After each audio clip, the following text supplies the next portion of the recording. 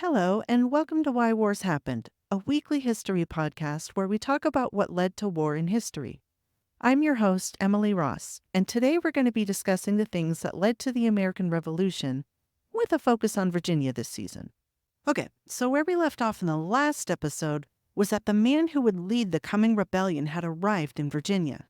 He was a distant relative of Governor Berkeley's, and he sat as a member in the Assembly, where he had been chosen by the governor himself as a member of the governor's council. His name was Nathaniel Bacon. Bacon criticized the government from time to time about its high taxes, its members who didn't do their jobs very well, and about how the governor controlled everything, basically leaving the people without a real voice in their government.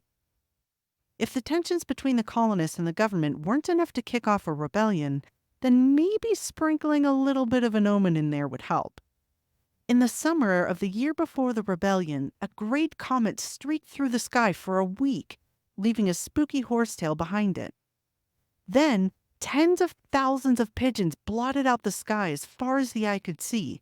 Pigeons everywhere. They swept into the trees, and wherever they sat, tree limbs would break and crash to the ground. That's enough to freak anyone out and put people on edge. But there was more. Along with the comet trailing through the sky and the clouds of endless pigeons, millions of bugs known as cicadas, who, as those in the South will know, are extremely loud, swarmed over the grasses and trees of Virginia. They ate everything in their path and then simply disappeared. Did I mention the word spooky or omen or disgusting yet? The strange thing about all of this, the thing that really spooked people out, was that the last time this had happened, the natives had massacred entire villages and towns of people in 1644. It was, indeed, an omen. And don't forget the floods and the massive hurricane that came just a year or so before this. It's enough to make anyone believe the world was coming to an end, or that something terrible was about to happen. And happen it did. One Sunday morning during that same summer, a group of people were headed to church. They passed a house and stopped in shock at what they saw on the doorstep. A man, bloodied and near death, lay across the threshold. A native man lay just outside the house, dead on the ground, with wounds from a hatchet to his head and to his arms. They ran to the man at the doorstep to see if there was anything they could do to save him. He also had wounds from a hatchet to his head and to his arms. He was too far gone for anyone to save, so they asked him who had done this to him. Just before he died, he breathed the name Doegs. Doegs. The Doegs were a native tribe that lived nearby, so everyone knew what he meant. And just then, a little boy came out from underneath a bed inside the house where he had been hiding during the massacre. The people asked him what had happened, and the boy confirmed that it was the natives who had come to their house and attacked them. Up until this point, Virginia had been at peace with the natives for many years.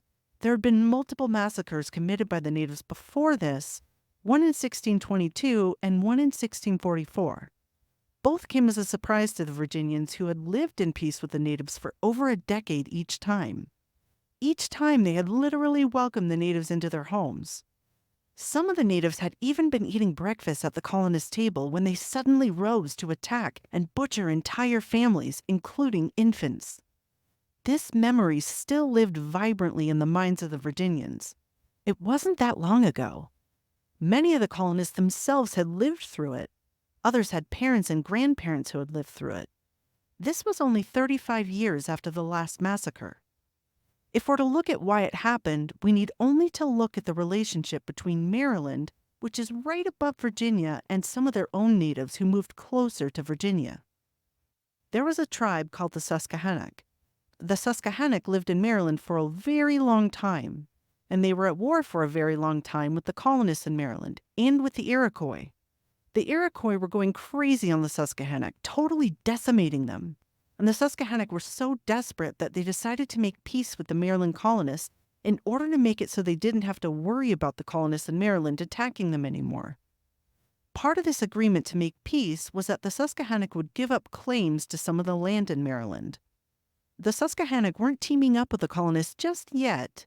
They were only making it so that the colonists would stop attacking them. This made it so they could focus on fighting the Iroquois.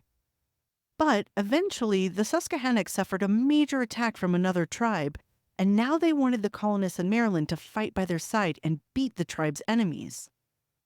Maryland agreed to fight alongside the Susquehannock.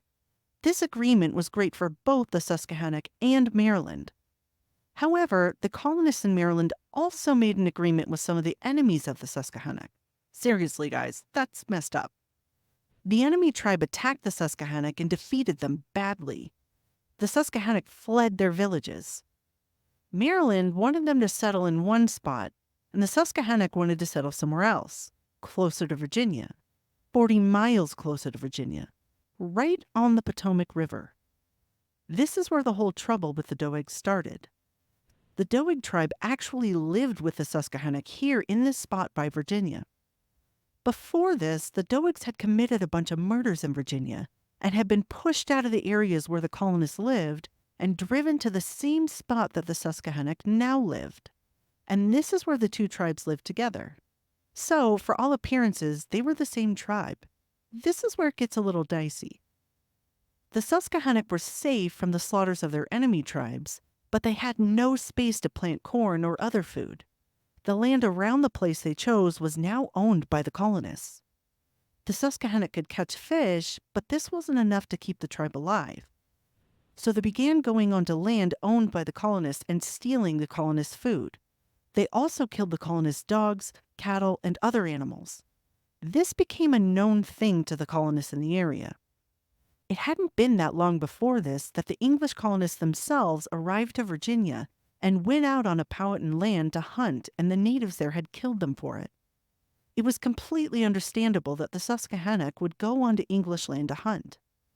However, instead of just stealing food and killing animals to survive, the raids on English land eventually escalated into murders of English people. Like the stealing of food, the murders committed by the Susquehannock became a known thing to the people in the area as well.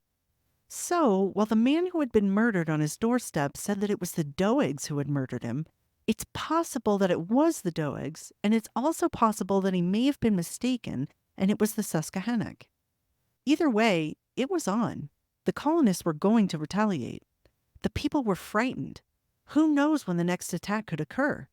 They had to protect themselves. Something had to be done. The colonists immediately gathered arms and set out to find and kill the attackers. A group of 36 men came together, and like something out of an epic poem, they crossed the river into Maryland at dawn. They plunged into the woods, pursuing the tracks of the Doegs.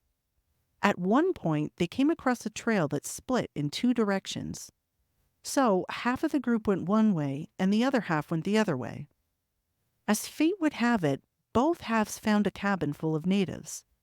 One half found a cabin full of the Doegs they were looking for. The other half found a cabin full of Susquehannock. The group who found the Susquehannock believed that these were the Doegs. So we're going to start with the group that found the Doegs. The group that had found the Doegs made themselves known to those inside. When the king of the Doegs came out, he seemed frightened and like he wanted to run. But the leader of the group grabbed him by the hair and demanded that he deliver the people in his tribe who had committed the murder of the man found on his doorstep. The Doeg king claimed that he had no idea what the colonists were talking about. Then he slipped loose from the hold on his hair. Before he could get far, the leader of the colonist group shot the king dead. Not only was this unjust, it was a terrible mistake. The Doegs inside the cabin immediately opened fire on the colonists. The colonists returned fire and killed 10 of them. All of these gunshots happened to awake the Susquehannocks in the cabin that was surrounded by the other half of the group. The Susquehannock, however, didn't fire on the colonists. Instead, they ran, and the colonists fired on them as they fled. This group killed 14 of the Susquehannock.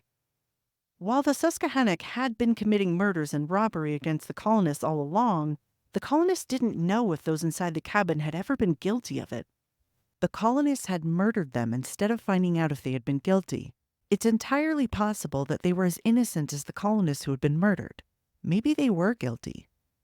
Either way, it was unjust, and it was a huge mistake. In fact, the leader of this group quickly realized that the cabin was full of Susquehannock and not Doeg. He immediately shouted to his men, "For the Lord's sake, shoot no more. These are our friends, the Susquehannock." But it was too late. 14 of them had been shot. In retaliation, the Susquehannock began a series of murderous raids in Virginia and in Maryland. So, Virginia and Maryland joined together to fight the Susquehannock. Together, they went after the tribe with nearly 1,000 men, and they found them on a patch of land in a swamp. The Susquehannock had no chance of beating the colonists in open battle, so they withdrew to their village and were protected by a special kind of wall. The Marylanders themselves had taught the Susquehannock how to strengthen their village against attack, and it was both Maryland and Virginia who had given the Susquehannock guns. If they had not given them guns or taught them how to protect their village, it would have been very easy to overtake them. But not now. The colonists had no equipment that could knock down or break the walls. And remember, they were in a giant swamp. The village was built on a small patch of land, but the ground around it sank when stepped on. It was impossible to dig a trench or move across it to get the men close enough to attack the walls. So the colonists decided that the only real way to get to the Susquehannock would be to wait and starve them out. They also set up men around the river outside the swamp so that the natives couldn't escape that way.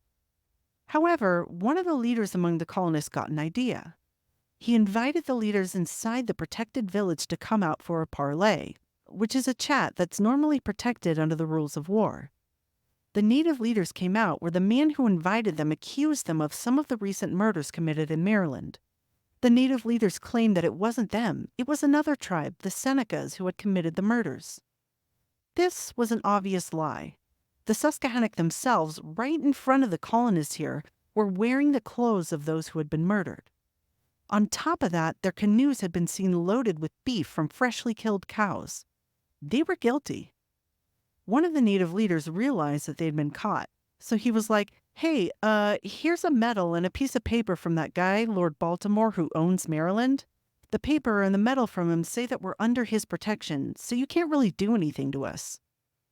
Despite this, and despite the fact that the native leaders had come out from their protected village to Parlay and were therefore under Parlay protection, the leader of the colonists who had invited them out ordered his men to murder the native leaders. And they did. The natives inside the village immediately responded to this barbaric act by firing on the colonists. They inflicted enough damage on the colonists that they were able to run out and grab horses, which they took inside the village and used as food. The colonists fired back, and the natives fired back again, and the whole thing lasted around 7 weeks. Finally, after those 7 weeks, in the middle of the night, the natives burst from the village in a surprise attack. They killed many of the colonists while they slept and escaped into the dark with their women and children. When word reached Governor Berkeley that the Maryland leader had invited the natives to Parlay and then had murdered them, he was enraged. The man who had ordered the native leaders to be murdered was removed from Maryland's military, fined, and imprisoned. And Governor Berkeley was right to be furious. Despite the fact that the colonists responsible for this event had been punished, the damage was already done. That's all for today. Thanks for tuning in. Join us next week when we discuss how the people pleaded with Governor Berkeley for permission to go and hunt down those who continued the attacks, and how the governor's refusal to allow this resulted in a rebellion. Subscribe so you don't miss the next episode, and comment your thoughts on this episode below. See you next time on Why Wars Happened.